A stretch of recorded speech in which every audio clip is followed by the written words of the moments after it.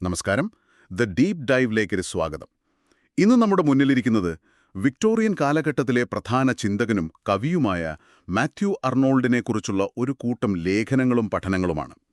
നിങ്ങൾ പങ്കുവച്ച ഈ മെറ്റീരിയലിലൂടെ കടന്നുപോയപ്പോൾ എനിക്ക് ശരിക്കും തോന്നിയത് 150 വർഷം മുൻപ് ജീവിച്ചിരുന്ന ഒരാൾ സംസാരിക്കുന്നത് ഇന്നത്തെ നമ്മുടെ പ്രശ്നങ്ങളെക്കുറിച്ചാണോ എന്നാണ്. അതൊരു നല്ല പോയിന്റാണ്. ശരിക്കും അർണോൾഡിന്റെ പ്രസക്തി അവിടെയാണ്. ടെക്നോളജി മാറി, വസ്ത്രധാരണം മാറി, പക്ഷേ ഒരു മനുഷ്യന്റെ അടിസ്ഥാനപരമായ ചില ആശങ്കകൾക്ക് വലിയ മാറ്റമൊന്നും വന്നിട്ടില്ല. അതുകൊണ്ട് അദ്ദേഹത്തിന്റെ ആശയങ്ങൾ മനസ്സിലാക്കാൻ ശ്രമിക്കുന്നത് ഒരു ചരിത്ര പഠനം മാത്രമല്ല, ഒരു കണ്ണാടിയിൽ നോക്കുന്നത് പോലെയാണ്. അതുതന്നെ. അപ്പോൾ നമ്മുടെ ഇന്നത്തെ ലക്ഷ്യം ഇതാണ്: അർണോൾഡ് എന്ന വ്യക്തിയെയും അദ്ദേഹത്തിന്റെ കാലഘട്ടത്തെയും ഒന്ന് പരിചയപ്പെടുക. എന്നിട്ട് അദ്ദേഹത്തിന്റെ പ്രധാനപ്പെട്ട 3 ആശയങ്ങൾ, അതായത് സംസ്കാരം, വിമർശനം, കവിത, ഇവയൊക്കെ എങ്ങനെയാണ് പരസ്പരം ബന്ധപ്പെട്ട് കിടക്കുന്നതെന്ന് മനസ്സിലാക്കാൻ ശ്രമിക്കുക.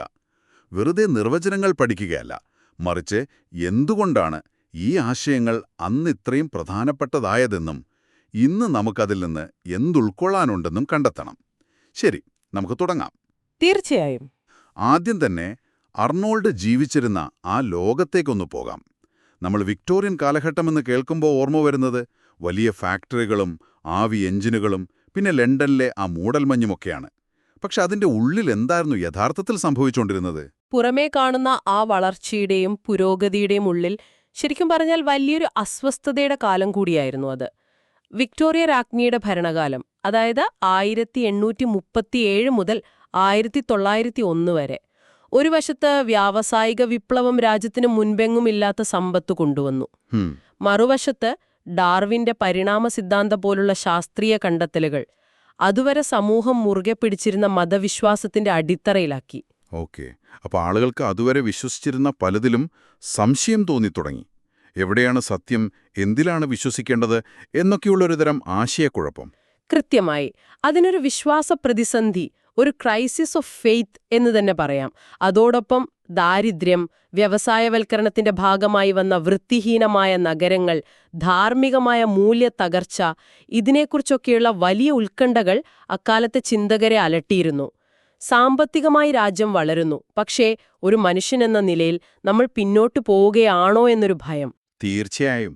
ഈ അസ്വസ്ഥത അർണോൾഡിന്റെ കവിതകളിൽ വളരെ ശക്തമായി കാണാമെന്ന് തോന്നുന്നു. അദ്ദേഹത്തിന്റെ ഏറ്റവും പ്രശസ്തമായ ഡോവർ ബീച്ച് എന്ന കവിത ഇതിന്റെ ഏറ്റവും നല്ലുദാഹരണമല്ലേ? തീർച്ചയായും. രാത്രിയിലെ ശാന്തമായ കടൽപ്പുറത്ത് നിൽക്കുമ്പോൾ പോലും ലോകത്തിന്റെ സങ്കടങ്ങളാണ് അദ്ദേഹം കേൾക്കുന്നത്. അതെ, ആ കവിത ആ കാലഘട്ടത്തിന്റെ ഒരു എക്സ്റേ പോലെയാണ്. പണ്ട് മനുഷ്യന്റെ വിശ്വാസം ഒരു കടൽ പോലെ നിറഞ്ഞു നിന്നിരുന്നു. എന്നാൽ ഇപ്പോഴത് പതിയെ വറ്റിപ്പോവുകയാണെന്നാണ് അദ്ദേഹം പറയുന്നത്. ലോകം സ്നേഹമോ വെളിച്ചമോ സമാധാനമോ ഇല്ലാത്ത ഒരു ഇരുണ്ട യുദ്ധക്കളമായി മാറുകയാണെന്ന് അദ്ദേഹം എഴുതി. ഈ ഒരു വലിയ പ്രശ്നത്തിനാണ് അദ്ദേഹം തന്റെ എഴുത്തിലൂടെ ഒരു പരിഹാരം തേടാൻ ശ്രമിച്ചത്. അങ്ങനെയാണ് അദ്ദേഹം ഒരു കവി എന്നതിലുപരി ഒരു സാമൂഹിക വിമർശകനായി മാറുന്നത്. ഈ കുറിപ്പുകളിൽ എന്നെ ഏറ്റവും കൂടുതൽ ആകർഷിച്ചൊരു വാക്കാണ് ഫിലിസ്റ്റൈനുകൾ, ഫിലിസ്റ്റൈൻസ്. കേൾക്കുമ്പോൾ എന്തോ പുരാതന ഗോത്രത്തിന്റെ പേര് പോലെ തോന്നാം. പക്ഷെ അർണോൾഡ് ഇത് ഉപയോഗിച്ചത് തികച്ചും വ്യത്യസ്തമായൊരു അർത്ഥത്തിലാണല്ലേ? അതെ, ബൈബിളിലെ ഫിലിസ്തീർ എന്ന ജനവിഭാഗത്തിൽ നിന്നാണ് ആ വാക്ക് വരുന്നത്. പക്ഷേ അർണോൾഡ് അത് ഉപയോഗിച്ചത് അദ്ദേഹത്തിന്റെ കാലഘട്ടത്തിലെ വളർന്നു വരുന്ന മധ്യവർഗത്തെ ഒരുതരം കളിയാക്കാനാണ്. ആരായിരുന്നു ഇവർ? പണം, വ്യവസായം, പ്രായോഗികമായ കാര്യങ്ങളും മാത്രം ചിന്തിക്കുന്ന ആളുകൾ. അവർ കഠിനാധ്വാനികളാണ്, പണമുണ്ടാക്കാൻ മിടുക്കരാണ്. പക്ഷേ കല, സാഹിത്യം, സൗന്ദര്യം, ആഴത്തിലുള്ള ചിന്തകൾ, ഇതിനെയൊക്കെ അവർ പുച്ഛത്തോടെയാണ് കണ്ടിരുന്നത്. അതുകൊണ്ടൊക്കെ എന്തു പ്രയോജനം എന്നായിരുന്നു അവരുടെ ചോദ്യം. അദ്ദേഹം ഇതിനെ യന്ത്രങ്ങളിലുള്ള വിശ്വാസം, ഫെയ്ത്ത് ഇൻ മെഷീനറി എന്ന് വിളിച്ചു. അത് കേട്ടപ്പോൾ എനിക്ക് ഓർമ്മ വന്നത് ഇന്നത്തെ കാര്യമാണ്. നമ്മൾ ഇതിനെ ഒരു പക്ഷേ ടെക്നോളജിയിലുള്ള അന്ധമായ വിശ്വാസമെന്ന് വിളിക്കുമായിരിക്കും. പുതിയ ഐഫോൺ, കൂടുതൽ വേഗതയുള്ള ഇന്റർനെറ്റ്, ഇതൊക്കെയാണ് പുരോഗതിയുടെ അളവുകോൽ എന്ന് നമ്മൾ കരുതുന്നു.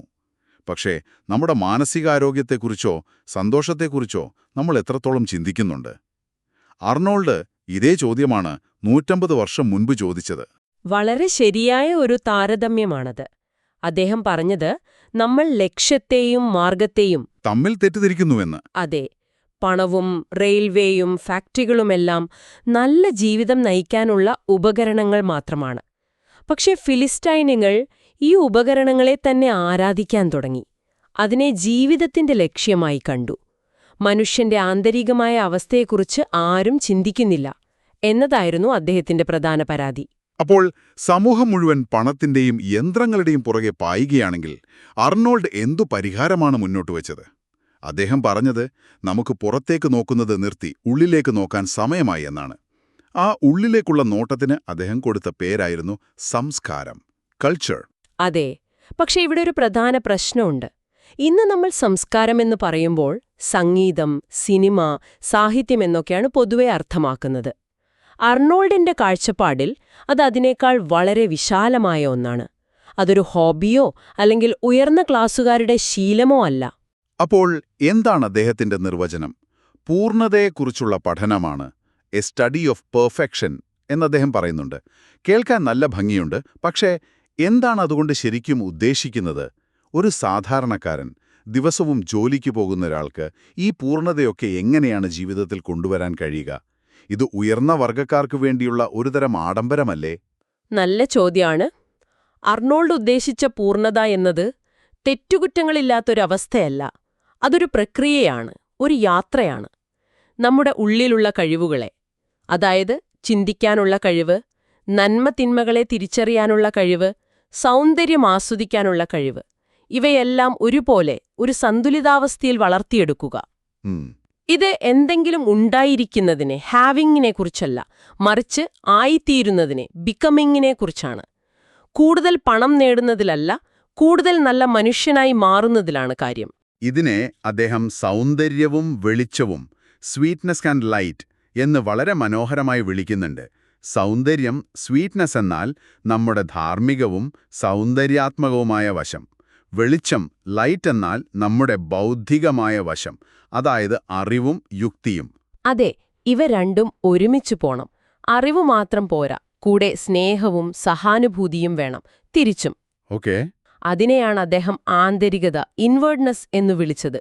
പുറമേയുള്ള നേട്ടങ്ങൾക്ക് പിന്നാലെ പായുന്ന ലോകത്ത് സ്വന്തം ചിന്തകളെയും വികാരങ്ങളെയും മൂല്യങ്ങളെയും മെച്ചപ്പെടുത്താൻ ശ്രമിക്കുക. അതാണ് സംസ്കാരത്തിന്റെ കാതൽ. അതാർക്കും പരിശീലിക്കാവുന്ന ഒന്നാണ്. അതിന് പണമോ പദവിയോ ആവശ്യമില്ല. ഓക്കേ, അപ്പോൾ സംസ്കാരമാണ് ലക്ഷ്യം. പക്ഷേ അവിടേക്ക് എങ്ങനെ എത്തും? ഇവിടെയാണ് വിമർശനം, ക്രിറ്റിസിസം എന്ന ആശയം വരുന്നത്. സാധാരണ നമ്മൾ വിമർശനമെന്ന് കേൾക്കുമ്പോൾ ഒരു സിനിമയെയോ പുസ്തകത്തെയോ കീറി മുറിച്ച് പരിശോധിക്കുന്നതാണ് ഓർമ്മ വരുന്നത്. പക്ഷെ അർണോൾഡിന് അതിലും വലിയൊരു റോളാണ് വിമർശനത്തിനുണ്ടായിരുന്നത്, അല്ലേ? തീർച്ചയായും. അർണോൾഡിന്റെ കാഴ്ചപ്പാടിൽ വിമർശനത്തിന്റെ ഏറ്റവും പ്രധാനപ്പെട്ട ജോലി ലോകത്തിൽ ചിന്തിച്ചതും പറഞ്ഞതുമായ ഏറ്റവും മികച്ച കാര്യങ്ങൾ, the best that has been thought and said, എന്താണെന്ന് കണ്ടെത്തുകയും അത് ഒരു പക്ഷപാതവുമില്ലാതെ സമൂഹത്തിൽ പ്രചരിപ്പിക്കുകയുമാണ്. അതായത് അറിവിന്റെ ലോകത്തിലെ ഏറ്റവും നല്ല പഴങ്ങൾ എവിടെയാണെന്ന് സാധാരണക്കാർക്ക് കാട്ടിക്കൊടുക്കുന്ന ഒരു വഴികാട്ടിയാണ് വിമർശകൻ. ഒരു നിമിഷം, ചിന്തിച്ചതും പറഞ്ഞതുമായ ഏറ്റവും മികച്ച കാര്യങ്ങൾ എന്ന് പറയുമ്പോൾ ഒരു പ്രശ്നമില്ലേ? എന്താണ് ഏറ്റവും മികച്ചത് എന്ന് ആര് തീരുമാനിക്കും?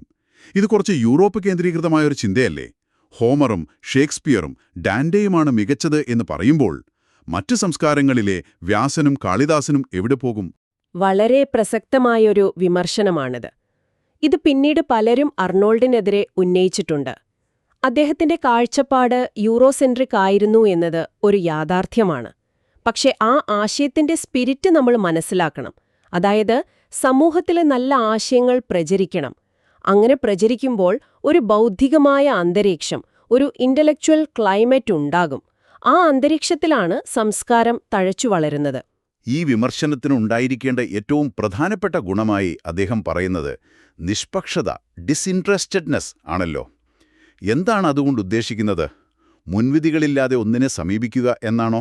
അതെ, ഒരു വസ്തുവിനെ അത് യഥാർത്ഥത്തിൽ എങ്ങനെയാണോ അങ്ങനെ കാണാൻ ശ്രമിക്കുക. To see the object as in itself it really is. ഉദാഹരണത്തിന്, നിങ്ങളൊരു രാഷ്ട്രീയ നേതാവിന്റെ പ്രസംഗം കേൾക്കുകയാണെങ്കിൽ നിങ്ങൾ ആ പാർട്ടിക്കാരനായതുകൊണ്ട് അതിനെ പുകഴ്ത്തുകയോ എതിർ പാർട്ടിക്കാരനായതുകൊണ്ട് ഇകഴ്ത്തുകയോ ചെയ്യരുത്. ശരിയാണ്. പകരം ആ പ്രസംഗത്തിലെ വാക്കുകൾ, ആശയങ്ങൾ, ലക്ഷ്യങ്ങൾ എന്നിവ എന്താണെന്ന് വ്യക്തിപരമായ താൽപ്പര്യങ്ങൾ മാറ്റിവെച്ച് മനസ്സിലാക്കാൻ ശ്രമിക്കണം. അതാണ് നിഷ്പക്ഷത. പക്ഷേ ഇത് പ്രായോഗികമായി എത്രത്തോളം സാധ്യമാണ് എന്നൊരു ചോദ്യമുണ്ട്. കാരണം നമ്മളെല്ലാവരും നമ്മുടെ സാഹചര്യങ്ങളുടെയും വിശ്വാസങ്ങളുടെയും ഉൽപ്പന്നങ്ങളല്ലേ? പൂർണ്ണമായ നിഷ്പക്ഷത ഒരു മിഥ്യയല്ലേ? ഒരു ആദർശം എന്ന നിലയിലാണ് അദ്ദേഹം അത് മുന്നോട്ട് വെച്ചത്. അതിന് ശ്രമിക്കുക എന്നതാണ് പ്രധാനം. ഇതിനൊരു ഉദാഹരണമായി അദ്ദേഹം ഫ്രഞ്ച് വിപ്ലവത്തെക്കുറിച്ച് പറയുന്നുണ്ട്. സ്വാതന്ത്ര്യം, സമത്വം, സാഹോദര്യം എന്നിവയൊക്കെ മഹത്തായ ആശയങ്ങളായിരുന്നു. പക്ഷെ ആ ആശയങ്ങൾ സമൂഹത്തിൽ വേരുപിടിക്കാനുള്ള ബൗദ്ധികമായ സാഹചര്യം ഒരുക്കുന്നതിന് മുൻപ് അവരത് നടപ്പിലാക്കാൻ ശ്രമിച്ചു. ഫലം അക്രമവും അരാജകത്വവുമായിരുന്നു. ഓ, നിഷ്പക്ഷമായ വിമർശനത്തിലൂടെ ആ ആശയങ്ങളെ പരുവപ്പെടുത്തിയെടുക്കുന്നതിൽ അവർ പരാജയപ്പെട്ടു എന്നാണ് അർണോൾഡ് വാദിച്ചത്. അതൊരു പുതിയ അറിവാണല്ലോ.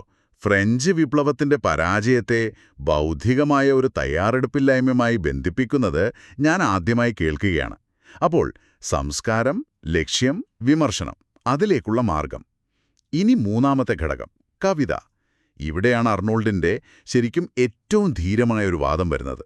ശാസ്ത്രം കാരണം പള്ളിയിലെ വിശ്വാസം പതുക്കെ ഇല്ലാതാകുമ്പോൾ ആത്മീയമായ ആശ്വാസത്തിന് മനുഷ്യൻ എങ്ങോട്ട് പോകും? അർണോൾഡിന്റെ ഉത്തരം അപ്രതീക്ഷിതമായിരുന്നു: കവിതയിലേക്ക്. അതെ, ഇത് വെറുമൊരു കലാരൂപം എന്നതിലുപരി മതത്തിനൊരു പകരക്കാരനാവുമെന്ന് അദ്ദേഹം കരുതി. അത്ഭുതം തോന്നുന്നില്ലേ? തീർച്ചയായും. അതൊരു വിപ്ലവകരമായ ചിന്തയായിരുന്നു. തത്വചിന്ത സാധാരണക്കാരന് മനസ്സിലാക്കാൻ പ്രയാസമുള്ളത്ര സങ്കീർണമാണ്. ശാസ്ത്രത്തിന് നമ്മുടെ വൈകാരികമായ ആവശ്യങ്ങൾക്ക് ഉത്തരം നൽകാൻ കഴിയില്ല. എന്നാൽ കവിതയ്ക്ക് ആ ശൂന്യത നികത്താൻ കഴിയുമെന്ന് അദ്ദേഹം വിശ്വസിച്ചു. അതുകൊണ്ടാണ് അദ്ദേഹം കവിതയെ ജീവിതത്തിന്റെ വിമർശനം, ക്രിറ്റിസിസം ഓഫ് ലൈഫ് എന്ന് വിളിച്ചത്. എങ്ങനെയാണ് കവിത ഒരു ജീവിതത്തിന്റെ വിമർശനമാകുന്നത്? മഹത്തായ കവിതകൾ ജീവിതത്തിന്റെ അടിസ്ഥാനപരമായ ചോദ്യങ്ങളെക്കുറിച്ചാണ് സംസാരിക്കുന്നത്. സ്നേഹം, മരണം, പ്രകൃതി, ദുഃഖം, സന്തോഷം, അത് നമുക്ക് ആശ്വാസം നൽകുന്നു. നമ്മുടെ വികാരങ്ങളെ വാക്കുകളിലൂടെ മനസ്സിലാക്കാൻ സഹായിക്കുന്നു. ഒരു ധാർമ്മികമായ ഉൾക്കാഴ്ച നൽകുന്നു. പണ്ട് മതഗ്രന്ഥങ്ങൾ നൽകിയിരുന്ന ആശ്വാസവും മാർഗനിർദ്ദേശവും ഭാവിയിൽ കവിത നൽകുമെന്നാണ് അദ്ദേഹം പ്രവചിച്ചത്. കവിതയ്ക്ക് ഇത്രയും വലിയൊരു സ്ഥാനമുണ്ടെങ്കിൽ ഏതാണ് നല്ല കവിത, ഏതാണ് മോശം കവിത എന്നെങ്ങനെ തിരിച്ചറിയും? എല്ലാവർക്കും അവരവരുടെ ഇഷ്ടങ്ങളില്ലേ? ഈ ചോദ്യത്തിനുള്ള ഉത്തരമായാണ് അദ്ദേഹം ഉരകല്ല് രീതി, ടച്ച് സ്റ്റോൺ മെത്തേഡ് മുന്നോട്ട് വെച്ചത്. പണ്ട് സ്വർണത്തിന്റെ മാച്ചറിയാൻ ഉരകല്ലിൽ ഉരച്ചു നോക്കുമായിരുന്നു. അതുപോലെ ഒരു പുതിയ കവിതയുടെ മൂല്യം അറിയണമെങ്കിൽ അതിന്റെ ചില വരികളെ ഹോമർ, ഡാന്റേ, ഷേക്സ്പിയർ തുടങ്ങിയ ലോകമഹാകവികളുടെ ചെറിയതും എന്നാൽ ഏറ്റവും മികച്ചതുമായ ചില വരികളുമായി താരതമ്യം ചെയ്യുക. എന്നിട്ട് ആ പുതിയ കവിതയ്ക്ക് ഈ ക്ലാസിക് വരികളിലുള്ള അതേ നിലവാരമുള്ള സത്യവും ഗൗരവവും ശക്തിയുമുണ്ടോ എന്ന് പരിശോധിക്കുക. പക്ഷേ ഇതൊരു വ്യക്തിനിഷ്ഠമായ കാര്യമല്ലേ? എനിക്ക് മികച്ചതെന്ന് തോന്നുന്ന ഷേക്സ്പിയറിന്റെ വരികൾ മറ്റൊരാൾക്ക് അങ്ങനെ തോന്നണമെന്നില്ലല്ലോ. അപ്പോൾ ഈ രീതി എത്രത്തോളം പ്രായോഗികമാണ്? വീണ്ടും അതൊരു നല്ല ചോദ്യമാണ്. ഇതൊരു ശാസ്ത്രീയമായ രീതിയല്ല, മറിച്ച് നമ്മുടെ സ്വന്തം ഇഷ്ടങ്ങളെയും താൽപ്പര്യങ്ങളെയും മറികടന്ന് ഒരു കൃതിയുടെ കാലാതീതമായ മൂല്യത്തെ കണ്ടെത്താനുള്ള ഒരു ശ്രമമാണ്. ഈ ശ്രമത്തിൽ സംഭവിക്കാവുന്ന 2 തെറ്റുകളെക്കുറിച്ചും അദ്ദേഹം മുന്നറിയിപ്പ് നൽകി. വ്യക്തിപരമായ വിലയിരുത്തലും, പേഴ്സണൽ എസ്റ്റിമേറ്റ്, പിന്നെ ചരിത്രപരമായ വിലയിരുത്തലും, ഹിസ്റ്റോറിക്കൽ എസ്റ്റിമേറ്റ്. അത് രണ്ടും എന്താണെന്നൊന്ന് വിശദീകരിക്കാമോ? തീർച്ചയായും. ഇത് നമ്മൾ സിനിമ കാണുമ്പോഴും സംഭവിക്കാറുണ്ട്. നമ്മുടെ ഇഷ്ടനടന്റെ സിനിമയായതുകൊണ്ട് മാത്രം അടിപൊളിയെന്ന് പറയുന്നതാണ് വ്യക്തിപരമായ വിലയിരുത്തൽ. അത് സത്യസന്ധമായ വിലയിരുത്തലല്ല. ശരിയാണ്. ഇനി 100 വർഷം മുൻപിറങ്ങിയ ഒരു സിനിമ ചരിത്രപരമായി വളരെ പ്രധാനപ്പെട്ടതാണെന്ന് കരുതി ബോറടിച്ചിരുന്ന് കണ്ടിട്ട് എന്തൊരു ക്ലാസിക് എന്ന് പറയുന്നതാണ് ചരിത്രപരമായ വിലയിരുത്തൽ. അതിന്റെ കലാപരമായ മൂല്യമല്ല, ചരിത്രത്തിലെ സ്ഥാനമാണ് നമ്മൾ അവിടെ നോക്കുന്നത്. ഓക്കെ, മനസ്സിലായി. ഇവ രണ്ടും ഒഴിവാക്കി ഒരു കൃതിയുടെ യഥാർത്ഥ മൂല്യം കണ്ടെത്താൻ ശ്രമിക്കണം. അതാണ് യഥാർത്ഥ വിലയിരുത്തൽ, റിയൽ എസ്റ്റിമേറ്റ്. അതിന് സഹായിക്കുന്ന ഒരു ഉപകരണമാണ് ഉരകല്ല് രീതി. അതെ. അപ്പോൾ ഇതെല്ലാം ഒരുമിച്ച് ചേർത്ത് വെച്ചാൽ നമുക്ക് കിട്ടുന്ന ചിത്രം ഇതാണ്. യന്ത്രങ്ങളെ ആരാധിക്കുന്ന ഭൗതികവാദത്തിൽ മുങ്ങിപ്പോലെ ഒരു സമൂഹം. അതാണ് പ്രശ്നം. അതിനുള്ള പരിഹാരം പുറത്തല്ല, നമ്മുടെ ഉള്ളിലാണ്. അതായത് ആന്തരികമായ വളർച്ച. ആ വളർച്ച നേടാനുള്ള മാർഗമാണ് സംസ്കാരം. ആ സംസ്കാരത്തിലേക്ക് നമ്മെ നയിക്കുന്ന 2 വഴികളാണ് നിഷ്പക്ഷമായ വിമർശനവും മഹത്തായ കവിതയും. വിമർശനം നമ്മുടെ ബുദ്ധിയെ ഉണർത്തുന്നു, കവിത നമ്മുടെ ഹൃദയത്തെയും. ഇങ്ങനെയാണ് ആർണോൾഡിന്റെ ചിന്തകൾ ഒരു ചങ്ങല പോലെ ബന്ധപ്പെട്ട് കിടക്കുന്നത്. എന്നാൽ ഈ സിദ്ധാന്തങ്ങൾക്ക് ചില പോരായ്മകളുണ്ടെന്നും നമ്മൾ ചർച്ചയ്ക്കിടയിൽ പറഞ്ഞുവല്ലോ. പൂർണ്ണമായ നിഷ്പക്ഷത സാധ്യമല്ല എന്നും ഏറ്റവും മികച്ചത് എന്നത് യൂറോപ്യൻ ക്ലാസിക്കുകളിൽ ഒതുങ്ങിപ്പോകുന്നു എന്നും അതോടൊപ്പം ദാരിദ്ര്യം, സാമൂഹിക അനീതി തുടങ്ങിയ യഥാർത്ഥ പ്രശ്നങ്ങളെ ഇത് അവഗണിക്കുന്നില്ലേ എന്ന ചോദ്യവും പ്രസക്തമല്ലേ? തീർച്ചയായും. ആന്തരികമായ വളർച്ചയെക്കുറിച്ച് സംസാരിക്കുമ്പോൾ പുറത്തു വിശക്കുന്ന മനുഷ്യന്റെ പ്രശ്നങ്ങൾക്ക് എന്തു പരിഹാരമാണ് ഇത് നൽകുന്നത്? ഇത് അർണോൾഡിന്റെ സിദ്ധാന്തങ്ങൾക്കെതിരെ ഉയർന്നുവന്ന ഏറ്റവും വലിയ വിമർശനങ്ങളിൽ ഒന്നാണ്. അദ്ദേഹത്തിന്റെ ആശയങ്ങൾ ഒരു പരിധിവരെ എലീറ്റിസ്റ്റ് ആണെന്ന് വാദിക്കുന്നവരുണ്ട്. ഇവയെല്ലാം നമ്മൾ കണക്കിലെടുക്കണം. അപ്പോൾ ഇന്നത്തെ ഈ ചർച്ച അവസാനിപ്പിക്കുമ്പോൾ എന്റെ മനസ്സിൽ തങ്ങി നിൽക്കുന്ന പ്രധാന ആശയങ്ങൾ ഇവയാണ്.